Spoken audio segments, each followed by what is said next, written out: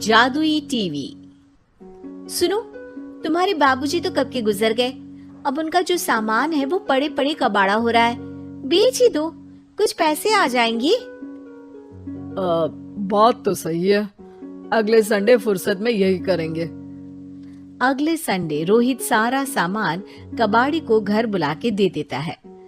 तभी उसकी नजर बाबूजी की पुरानी टीवी पर जाती है, जो इतने सालों तक कूड़े में पड़ी थी, फिर भी चमचमा रही थी। टीवी तो देखो, जैसे एकदम नई हो। हाँ, बाबूजी को टीवी देखना बहुत पसंद था। उनका सपना था कि वो टीवी पे आए। एक बार मौका भी था जब वो अपने गांव के गाने सुनाने किसी चैनल पर जाने वाले थे, पर मैं और मेरा भाई लड़ पड़े और बाबूजी को घर पर ही रुकना पड़ा। चला के देखें क्या? हाँ हाँ, क्यों नहीं, देख लेते हैं। पर शायद ही चले। बाबूजी ने उस लड़ाई के दिन के बाद टीवी देखना ही छोड़ दिया था। टीवी चालू करने के लिए उसमें केबल वायर लगा दिया जाता है। एक न्यूज चैनल चालू हो जाती है। स्वर्ग की सीढ़ी के रास्ते हैं तीन, तीनों के तीन रास्ते हैं संगीन। पहला रास्ता है सांप की बीन, दूसरा रास्ता घर में बिछा कालीन, तीसरा रास्ता कलकत्ता से चीन। ये क्या बकवास खबर है, कुछ अच्छा लगा दो। अरे आप बोलो तो सही, कोई अच्छी खबर सुना देता हूँ। मेरा तो काम ही खबर देना है। अरे बाप रे, टीवी बात कर रही है। हाँ, ये न्यूज वाला मुझसे। हाँ हाँ, आपसे ही तो बात करूंगा ना, आपके घर में हूँ तो।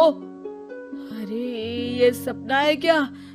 तुम हमसे बात नहीं कर सकते? अरे सपना नहीं भाई साहब, ये टीवी जादुई टीवी है। बोलो क्या खबर सुननी है, वरना ब्रेक लेने का टाइम आ जाएगा। सुप्रिया घबरा के टीवी बंद कर देती है। वो क्या था? अरे एक बार और चालू करके देखे, फिर से बात करेगा तो चैनल बदल देंगे। सुप्रिया फिर टीवी चालू कर देती है। अरे ऐसा कोई मुंह पे टीवी बंद करके जाता है क्या? मुझे बुरा लगा आपका नेचर। चाय पानी तो पूछो। सुप्रिया टीवी के बटन से चैनल बदल देती है। अब टीवी पर एक फिल्म चल रही है। अरे ये तो सूर्यवंशम है ना? हाँ, और ये ठाकुर को जहर की खीर दे दी और उसको पता भी नहीं है। ए भाई, खीर मत पीना, उसमें जहर है, मत पीना। ठीक है महाशय, जैसा आप कहें। हाँ। अरे आपकी बात मान ली, पूरी पिक्चर ही अब तो बदल जाएगी। मतलब ये सच में जादुई टीवी है? तभी वहाँ कबाड़ी आ जाता है। भैया, टीवी के 150 रुपए दूंगा, चलेगा? अरे 1.5 करोड़ में भी ना दे तुमको ये टीवी हम।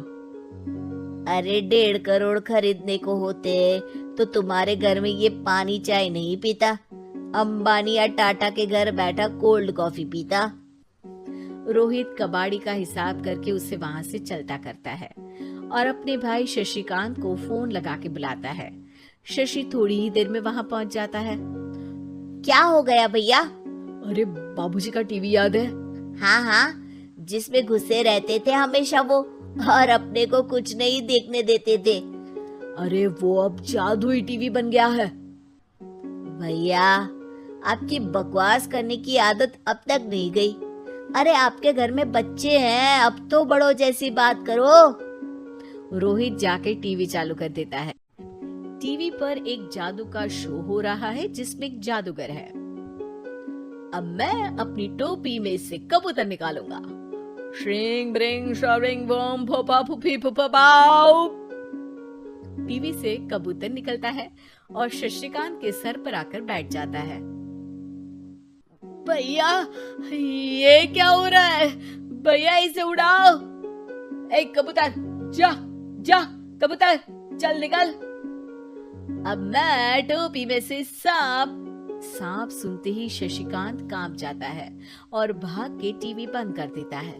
भैया सॉरी भैया, मैं समझ गया ये सच में जादुई टीवी है, पर एक बार और ट्राई करते हैं। पर भाभी, कोई दूसरा चैनल लगा हुआ, जिसमें डर ना लगे। सुप्रिया टीवी चला देती है और न्यूज लगा देती है। अरे कितने दिनों बाद मुझे याद आया, बताइए क्या खबर सुनाओ। और ये नया आदमी कौन है? ये मेरा भाई है शशिकांत। ओह यस, वही है ना जिससे तुम लड़ लिए थे किसी बात पे और तुम्हारे बुढ़ाओ पिताजी गुस्सा हो गए थे और टीवी को संन्यास दे दिया था। हैं? तुमको कैसे पता ये सब? इस टीवी में रहने वाले आदमी से लेकर कबूतर तक को तुम्हारे बाबूजी और तुम्हारी बातें पता है, इसलिए तो ये जादुई टीवी है। ये टीवी क्या कर सकती है वैसे? तुम जो मांगो दे सकती है, कहानी बदल सकते हो, खबर बदल सकते हो, कोई चीज मांग सकते हो। अरे भैया, ये टीवी मैं लेके जा रहा हूँ। बाबूजी का लाडला तो मैं ही था ना। अरे ऐसे कैसे? मैं बड़ा बेटा था, अब तक मेरे घर में टीवी थी ना। अब तक कहाँ गए थे पिताजी के लाडले? तुम्हारी गलती का एहसास भी है। अरे भैया ज्यादा ना बोलो वरना भूल गए, आपके दांत तोड़ दिए थे मैंने उस लड़ाई में। मेरी बीवी के सामने मेरी बेइज्जती करता है। रुक। दोनों भाई हाथापाई पे उतर जाते हैं। रुक, बताता हूँ तुझे कि कौन बड़ा है। अरे छोटे का दम तो देख लीजिए आप। ये खबर आपके बाबूजी को देता हूँ। तभी टीवी अचानक बंद हो जाता है। अरे शायद टीवी नाराज हो गया। और लड़ लो, आए बड़े खली बनने। टीवी से एक तेज रोशनी निकलती है और टीवी में बाबूजी दिखाई देते हैं। बाबूजी आप? इतना चकरा क्यों रहा है? अपने बाप को नहीं पहचानता क्या? ये तो ऐसा ही है बाबूजी। प्रणाम बाबूजी। अरे चुप कर, तुम दोनों ही उल्टे हो। तुम्हारी वजह से मैंने टीवी में आने के सपने को छोड़ दिया, तुम्हारी लड़ाई की वजह से। और तो और, जितना मैं अपनी बीवी को नहीं देखता था उतना टीवी को देखता था, वो भी छोड़ दिया तुम दोनों की लड़ाई की वजह से। और अब मरने के बाद जब मैंने टीवी को जादुई टीवी बना दिया तो भी तुम इसका फल लेने की जगह लड़ रहे हो। अरे तुम तो लायक ही नहीं हो, अब तुमको बाबा जी का ठुल्लू भी नहीं मिलेगा। बाबूजी चले जाते हैं। टीवी बंद हो जाता है। रोहित और शशिकांत गिड़गिड़ा के टीवी के सामने हाथ जोड़ के बाबूजी को बुलाते हैं, पर टीवी सिर्फ धुआं निकालता रहता है।